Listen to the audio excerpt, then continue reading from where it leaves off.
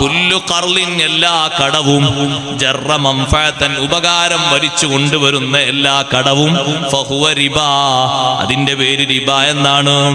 നിങ്ങൾക്ക് ഞാൻ ഒരു 50 ലക്ഷം കടം തരാം. ഒരാൾ പറയാണ് കുഴപ്പമൊന്നുമില്ല, പക്ഷേ 50 ലക്ഷം നിങ്ങൾ വീട്ടുന്നത് വരെ നിങ്ങൾ ആ കാസർകോട്ടങ്ങാടിയിലെ ഒരു വീടില്ലേ, ആ വീട് എനിക്ക് താമസിക്കാൻ വിട്ടുതരണം. കാസർകോട്ടങ്ങാടിയിൽ ഒരു റൂമില്ലേ, ആ റൂം എനിക്ക് ചില്ലറ ഇടപാടിന് വേണ്ടി വിട്ടുതരണം, വാടക തരൂല.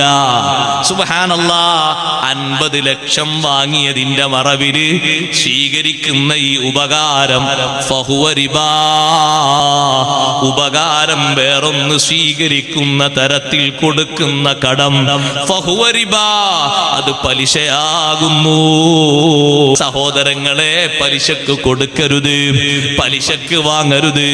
അല്ലാഹു സുബ്ഹാനഹു വ തആല ഖുർആനിലൂടെ വ്യക്തമായി പറഞ്ഞില്ലേ, വമാ ആതൈതും മിദ്ദിബൽ ലിയർബുവ ഫീ അംവാലിൻ നാസ്, ജനങ്ങളെ സമ്പത്ത് വികസിപ്പിക്കാൻ വേണ്ടി നിങ്ങൾ കൊടുക്കുന്ന പലിശ ഫലാ യർബു ഇൻദല്ലാഹ്, അല്ലാഹുവിന്റെ അടുക്കൽ അത് വികസിക്കൂല, അത് വളരൂല, ഒരിക്കലും അത് വികസിക്കൂല.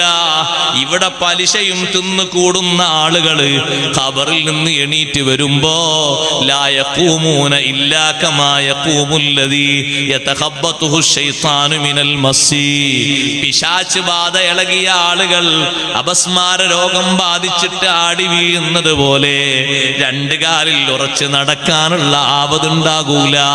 ലാ യഖൂമൂന, അവര് ഖബറിൽ നിന്ന് എണീറ്റ് വരൂല. ഇല്ലാ കമാ യഖൂമുൽ ലദീ യതഖബ്ബതുഹു ശൈത്താനു മിനൽ മസ്സി, പിശാച് ബാധ ഏറ്റ ആളുകൾ അങ്ങോട്ടും ഇങ്ങോട്ടും വീഴുന്നത് പോലെ, അങ്ങോട്ടും ഇങ്ങോട്ടും ആടി ഉയലുന്നത് പോലെ രണ്ട് കാലിൽ അവർക്ക് നിൽപ്പ് കിട്ടൂല, ഉറച്ച് നടക്കാൻ കഴിയൂല. എന്തേ കാരണം? ദാലിക ബിഅന്നഹും ഖാലൂ ഇന്നമൽ ബൈഉ മിസ്ലുൽ റിബാ, കച്ചവടം എന്ന് പറയുന്ന ഇടപാടും അതൊക്കെ ഒരു പലിശ പോലെ തന്നെയല്ലേ എന്നാണ് അവരുടെ ന്യായീകരണം.